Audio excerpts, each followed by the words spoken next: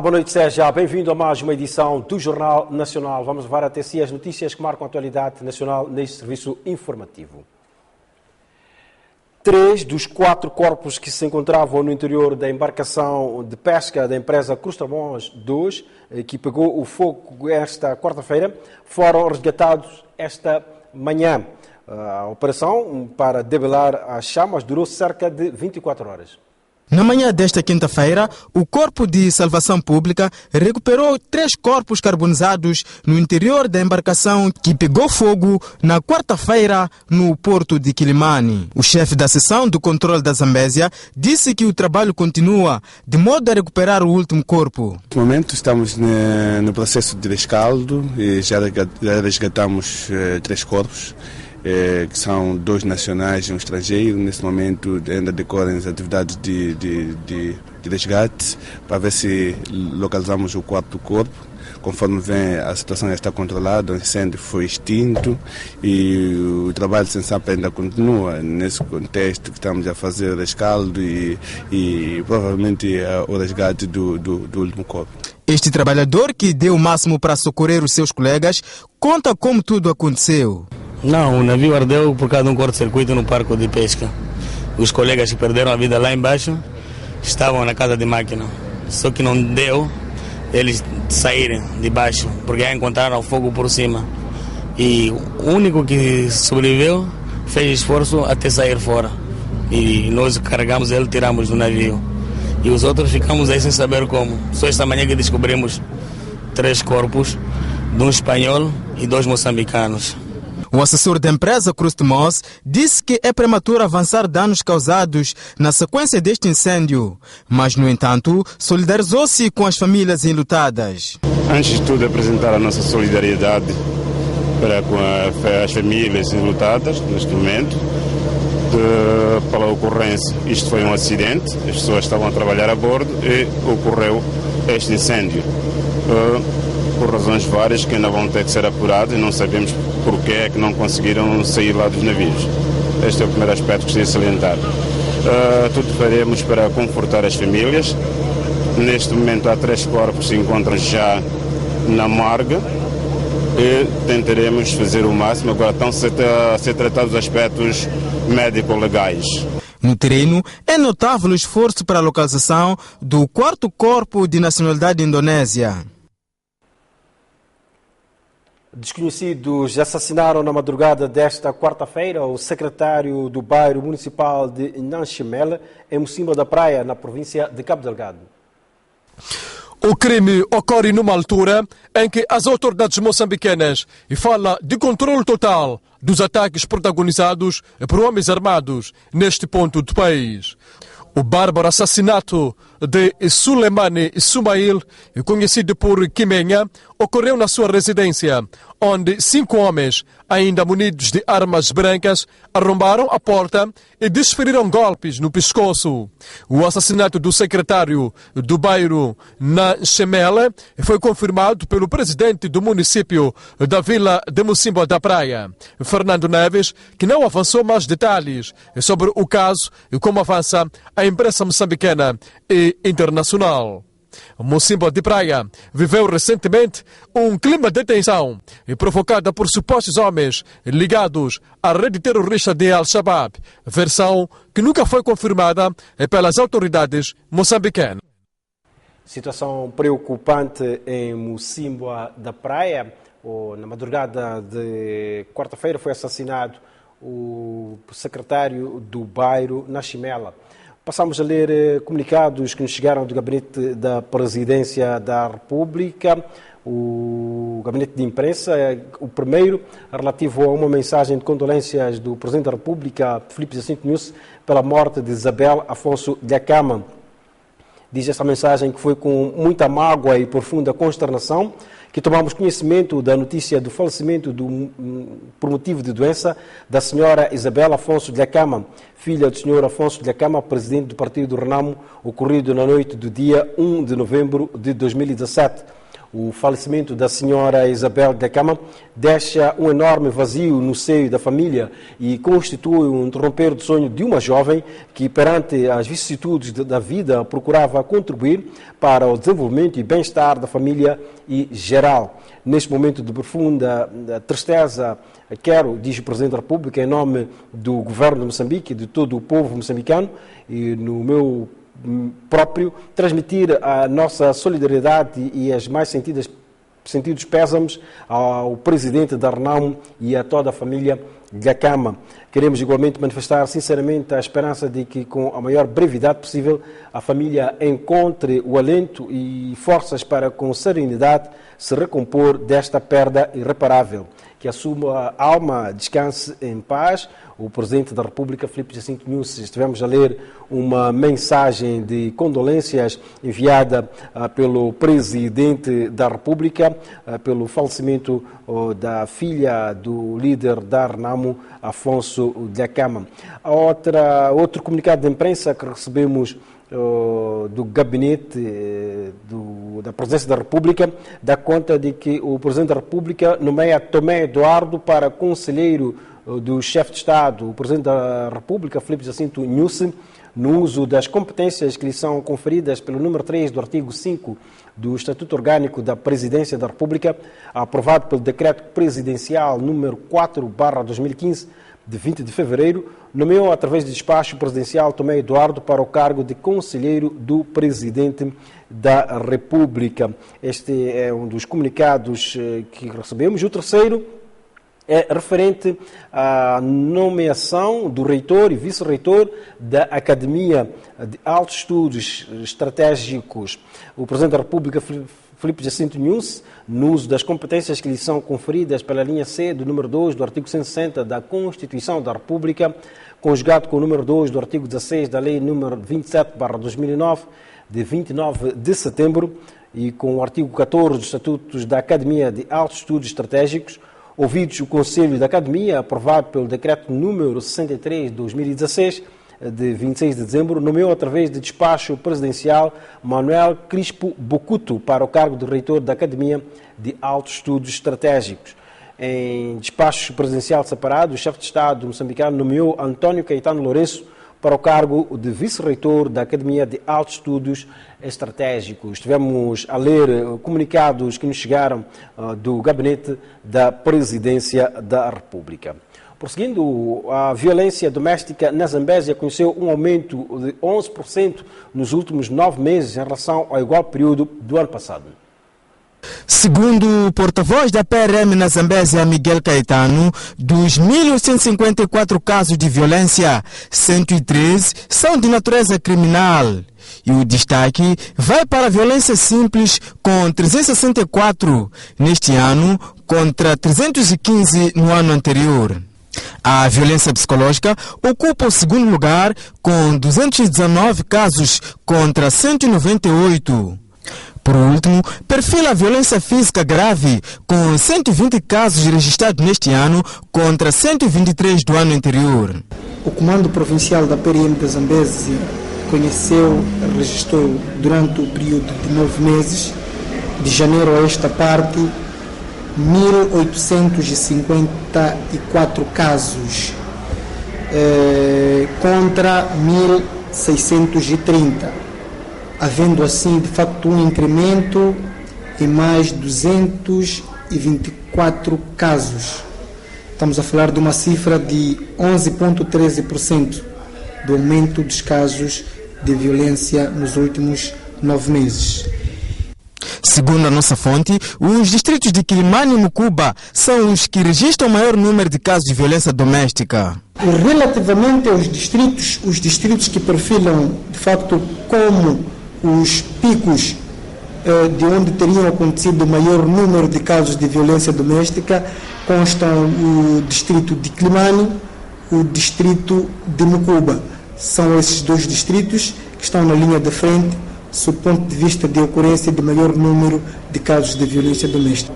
Bom, aqui poderemos não exatamente precisar com relação aos números, porque não trago aqui comigo, mas das estatísticas que nós temos constatado, de fato, o distrito de Quilimane e de Mucuba são os que aparecem na linha de frente na ocorrência de casos de violência doméstica. Neste momento, a polícia está a levar a cabo uma campanha de sensibilização nas comunidades, de modo a que não optem por qualquer tipo de agressões como forma de resolver as suas diferenças. O presidente da República e comandante em chefe das Forças de Defesa e Segurança, Filipe Nyusi, quer uma polícia preparada e vigilante a ter em conta as conjunturas interna e externa.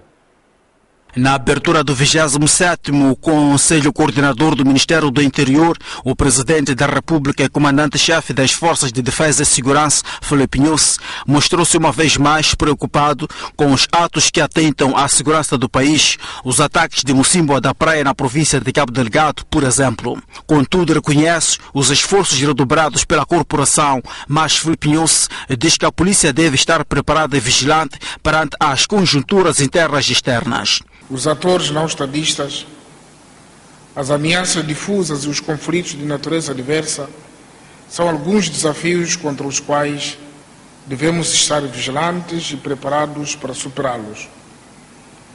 A situação geoestratégica de Moçambique, país com abundantes recursos naturais, obriga a que se perspectivem as tendências de mudanças das conjunturas internas e externas. Impera que, de forma proativa, se avaliem as vulnerabilidades e capacidades que permitam preparar respostas adequadas e eficazes a ameaças, riscos e desafios. Já o Ministro do Interior diz que, durante o Conselho, os agentes da lei e ordem vão dar especial atenção aos aspectos ligados à ordem e segurança públicas. Pretendemos dedicar especial atenção à atual conjuntura da ordem e segurança pública, em face dos incidentes registrados e à luz dos desafios do Governo nos próximos 2 anos. O combate cerrado às invasões de unidades policiais é outra pretensão. Registramos incidentes caracterizados por invasões às unidades policiais, por atos de desinformação, numa clara afronta aos poderes públicos, com vista a subverter a opinião pública, criar pânico e transmitir uma imagem aquém da realidade vivida no nosso país, onde os moçambicanos continuam empenhados e firmes na materialização dos Objetivos de Desenvolvimento Nacional. Neste 27º Conselho Coordenador, que termina no próximo dia 5, participam agentes da Polícia, Identificação Civil, Migração e da Salvação Pública. O evento conta também com a participação dos antigos ministros do Interior. Mais de 33 mil cidadãos moçambicanos foram repatriados da África do Sul entre janeiro e setembro do corrente ano por permanência ilegal naquele país vizinho. O Serviço Nacional de Imigração, durante o seu balanço semanal, anunciou a deportação de 32.841 cidadãos moçambicanos da República da África do Sul entre os meses de janeiro a setembro do ano em curso. Nesta semana temos a destacar que 99,8% dos cidadãos moçambicanos deportados são provenientes da República da África do Sul. A República da África do Sul deportou, no período compreendido entre os meses de janeiro a setembro do ano em curso, cerca de 32.841 cidadãos moçambicanos do universo de 32.911 deportados, o que representa 99,8% de deportados. Dizer que os restantes 0,2% dos deportados foram pela República do Malawi e do Zimbábue, com 51 provenientes da República do Malawi e 19 provenientes da República do Zimbábue. Em igual período do ano de 2016, foram deportados pela República da África do Sul aproximadamente 38.154 moçambicanos. Perante esta situação, aferimos que houve uma redução em termos de número de cidadãos deportados na ordem dos 14%. Relativamente às motivações da deportação, o Senam destacou as seguintes. Como motivo da deportação destes cidadãos, temos a permanência ilegal naquele país vizinho. Neste contexto, o Serviço Nacional de Imigração informa a todos os cidadãos moçambicanos que o passaporte é um documento oficial e de viagem que todo cidadão nacional que pretende entrar ou sair do nosso território deve possuir o passaporte ou documento de viagem equiparado. O passaporte tem uma validade de 5 anos e pode ser adquirido nas direções provinciais de migração, sendo a taxa aplicada normal de 2.400 meticais e a taxa urgente de 2.775 meticais. A porta-voz de Senam deixa claro o limite da permanência dos moçambicanos na terra do Rende, bem como as sanções no caso de não cumprimento do estabelecido. O período de permanência do cidadão moçambicano na República da África do Sul é de 30 dias, que são contados a partir da data de entrada naquele território. Passados 30 dias, sem que o cidadão tenha saído deste país ou da República da África do Sul, este incorre numa situação de permanência ilegal. Incorre ainda em situação de permanência legal na República da África do Sul o cidadão moçambicano que for interpelado por estas autoridades sem o respectivo passaporte ou documento de viagem equiparado. Nas infrações migratórias, a Senam interpelou mais de 1.400 estrangeiros, com destaque para cidadãos de nacionalidade malauiana, seguida de chineses e nigerianos. O primeiro-ministro Carlos Agostinho do Rosário garantiu hoje em Maputo estar em curso a revisão da legislação sobre os direitos e regalias dos dirigentes superiores do Estado para adequá-las à realidade do país, caracterizada por uma conjuntura económica e financeira difícil. O governo voltou esta quinta-feira ao Parlamento e para responder às questões de insistências colocadas pelas bancadas. O segundo e último dia serviu para o Executivo, através do primeiro-ministro Carlos Agostinho do Rosário, reagir sobre as principais inquietações em torno da aquisição de viaturas e para o Estado. Os órgãos e instituições de Estado, cujo processo de organização decorreu recentemente em cumprimento da recomendação do Tribunal. Compreendemos a inquietação da sociedade em torno da aquisição de viaturas para o Estado. De fato, em 2015, procedeu-se à aquisição de viaturas para o apetrechamento dos órgãos e instituições de Estado. O governo voltou a falar também das previsões do crescimento econômico.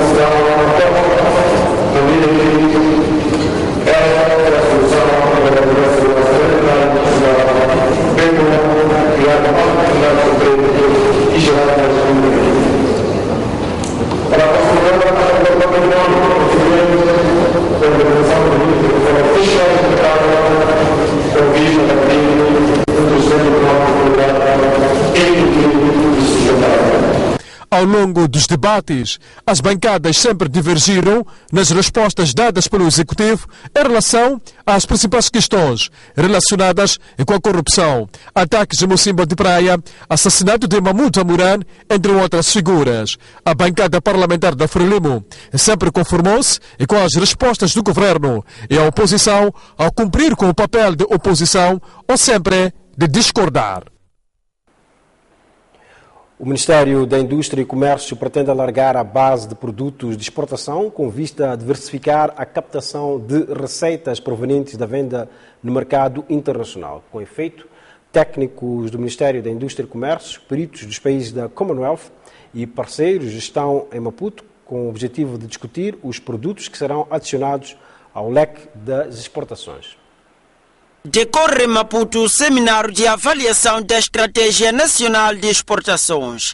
O seminário organizado pelo Ministério da Indústria e Comércio pretende discutir e colher novas contribuições que vão permitir alargar com mais consistência a base de produtos para exportação nos próximos 5 anos. Os setores identificados nesta estratégia são 5. O setor do pescado, o setor das nozes, o setor das frutas e vegetais, óleos de semente e o setor das indústrias criativas.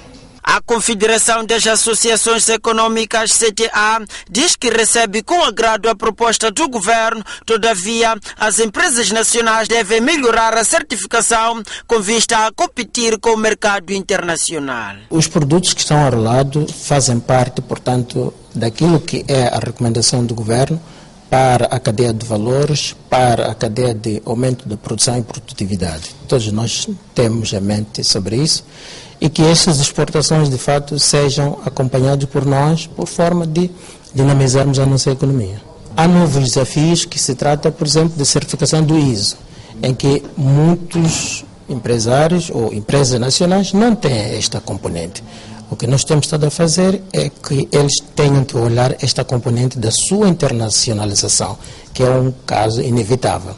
Portanto, há um trabalho que a CETA está a fazer para permitir que as empresas possam colocar os seus produtos em pé de igualdade com os outros operadores internacionais.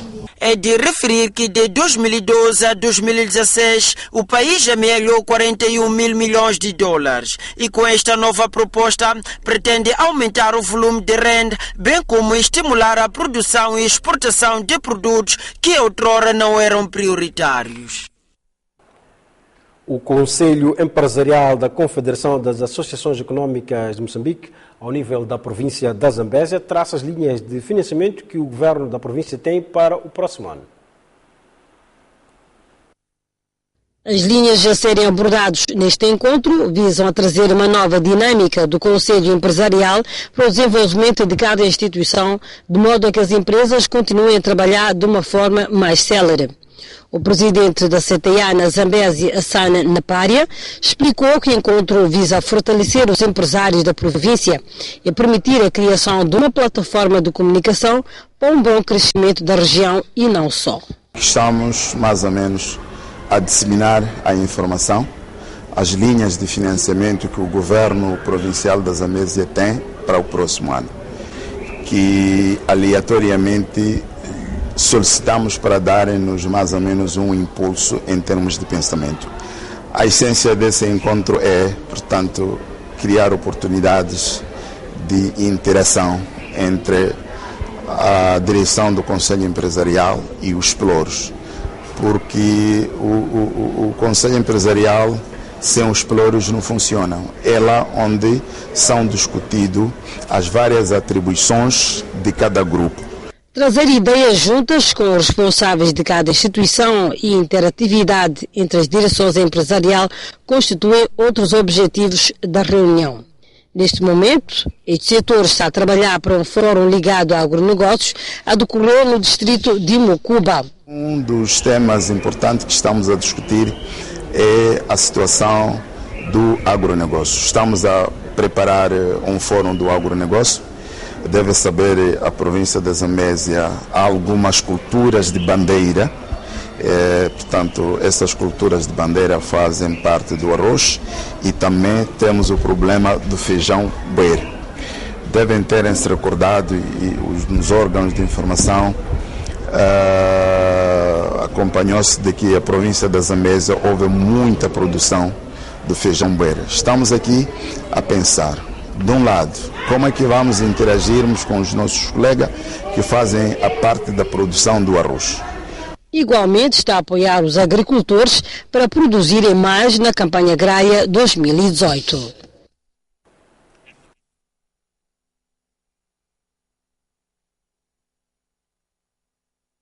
Depois de a CTA ter dito que era injusto que a autoridade tributária fizesse uma campanha de verificação das faturas de pagamento do imposto sobre valor acrescentado, a autoridade tributária diz que está a fazer o que lhe compete. Depois do lançamento da campanha de fiscalização das empresas no que tange ao pagamento do IVA, a CTA veio a público reclamar que esta era uma medida que estava a ter efeitos muito pesados no setor privado e principalmente nas pequenas e médias empresas. Para a CTA, não era justo que o Estado fizesse uma campanha a cobrir imposto quando mesmo tem avultadas somas em dinheiro devendo ao setor privado. O Estado está a dever bens e serviços adquiridos a crédito e não há Estado que não deve. Eles próprios disseram que o Estado acordou com eles várias modalidades de pagamento e, portanto, uma coisa são as dívidas comerciais do Estado e elas em nenhum momento ilibam os contribuintes de pagar os seus impostos. A CTA disse na conferência de imprensa em reação da campanha levada a cabo pela AT que considerava injusto que se levasse a cabo tal ação, sobretudo as pequenas e médias empresas. E nós respeitamos a posição e a opinião deles, mas nós estamos em plena atividade e em cumprimento daquilo que são as nossas obrigações e deveres. A autoridade tributária de Moçambique assegurou que iria continuar com a campanha, sendo que o próximo passo vai ser cobrar o imposto do setor informal. Acompanhe já a seguir a cotação das principais moedas transacionadas do mercado nacional, dólar, euro e rand, e nós vamos a um brevíssimo intervalo. Voltamos já. Até já.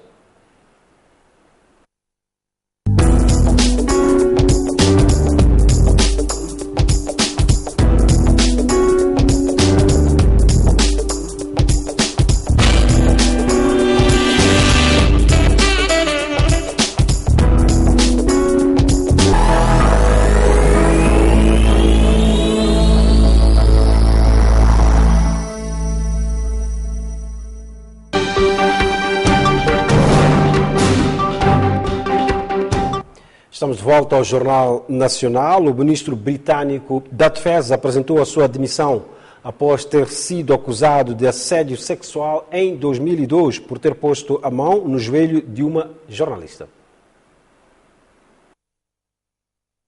Acusado de assédio sexual, o ministro britânico da Defesa apresentou a demissão. Os factos remontam a 2002. Michel Fallon foi acusado de ter posto a mão no joelho de uma jornalista durante um jantar numa conferência do Partido Conservador. Percebi que no passado não estive à altura dos altos padrões que exigimos das Forças Armadas, que tenho a honra de representar.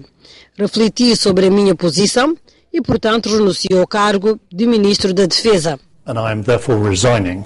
As Defence Secretary. As denúncias multiplicam-se nos meios políticos britânicos.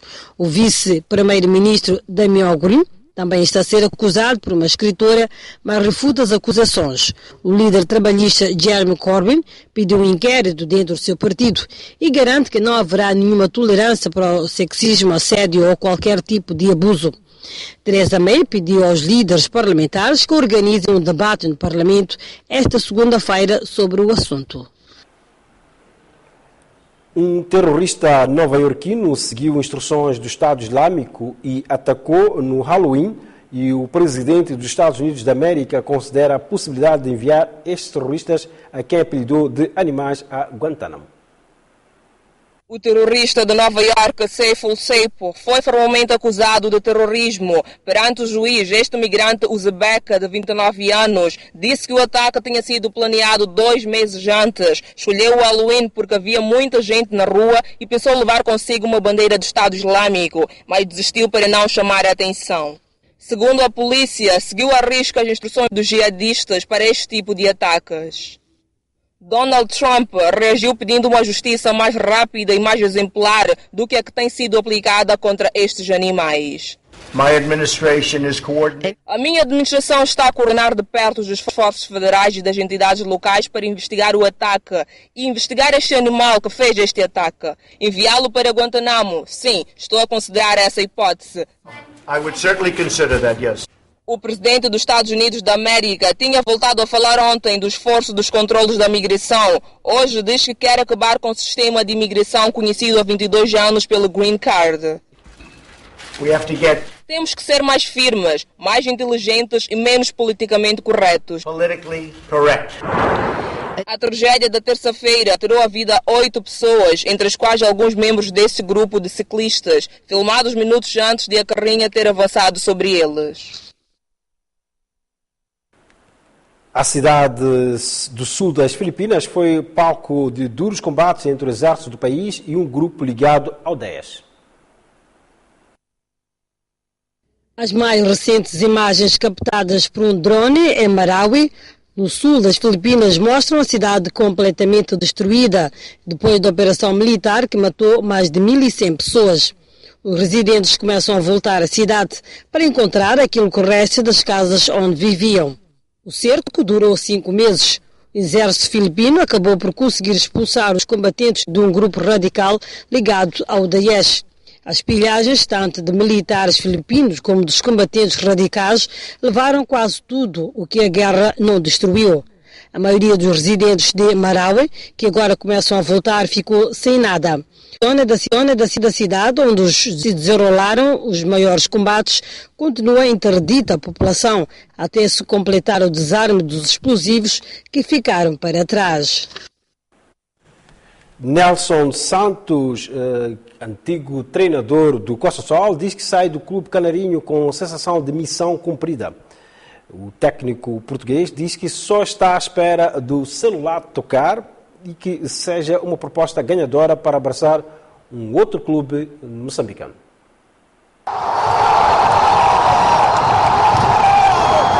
Ser campeão do Moçambola, um desiderato que Nelson Santos sempre mostrou desde o início da última época futebolística. Não ganhou o Moçambola, mas foi vice-campeão e depois ganhou a Taça de Moçambique e o campeonato da cidade.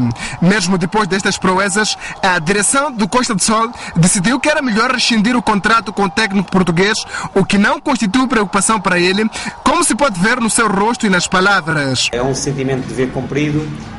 Voltamos a colocar o Costa Sol ganhador, o Costa Sol a competir fora do país, o Costa Sol a ganhar troféus, por isso é um sentimento de satisfação, de sentimento realizado. Claramente o objetivo principal, que era o Moçambola, não conseguimos conquistar, mas fomos vice-campeões, conquistamos a Taça de Moçambique e voltamos a pôr o Costa Sol a ser respeitado da maneira como nós queríamos, um Costa Sol ganhador, um Costa Sol vitorioso, um Costa Sol da época dos anos 70, anos 80 e anos 90. Por isso, quem anda no futebol sabe que tudo tem um início e tudo tem um fim. Foi o fim do ciclo, mas deixei grandes amigos, deixei coisas muito positivas neste clube, um clube que eu acredito que no futuro próximo poderei voltar. Um clube que me fez crescer, um clube que me lançou também para a ribalta do futebol profissional. Sporting de Nampula, Ferroviário da Beira e Ferroviário de Maputo. Estas são as equipas que atualmente não têm treinadores. Para qual delas Nelson Santos poderia rumar? Não, acima de tudo a minha vontade é abraçar um projeto que me dê garantias de sucesso. Neste momento estamos numa fase na qual as equipas já prepararam mais ou menos a próxima época, a época de 2018. Acima de tudo, quero dar continuidade ao sucesso que tenho vindo a ter em Moçambique. Não vou falar em nomes porque não sei quais são os clubes interessados ou os clubes ainda que não estão disponíveis para trabalhar com o Nelson, mas certamente estou convicto que acima de tudo, que a época que fiz em 2017, estou convicto que vai aparecer muitos interessados e agora é ter calma, ter paciência, porque em 3 competições, ganhar a Taça de Abertura da cidade de Maputo, ganhar a Taça de Moçambique, ser vice-campeão, ser o melhor ataque do campeonato, ser o clube que colocou mais jogadores na seleção moçambicana, voltar a colocar o colosso, o clube grande como o Costa Sol nas afrotaças, acho que é um balanço extremamente positivo, não só feito por mim, mas toda a gente que gosta de futebol e toda a gente que acompanha o futebol. Por isso, vamos aguardar, algo bom vai surgir, algo bom vai aparecer, e estou convicto que quando isso aparecer, vou voltar a ganhar. Levanta-se a possibilidade de o técnico português estar de malas aviadas ao Ferroviário de Maputo, mas ele diz estar mesmo à espera do celular tocar.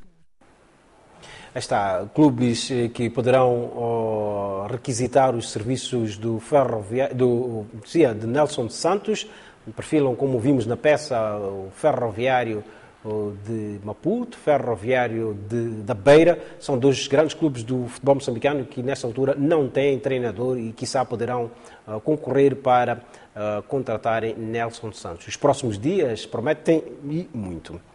Está para nascer no país a Associação Nacional de Imprensa Desportiva, ou a Associação Moçambicana de Imprensa Desportiva.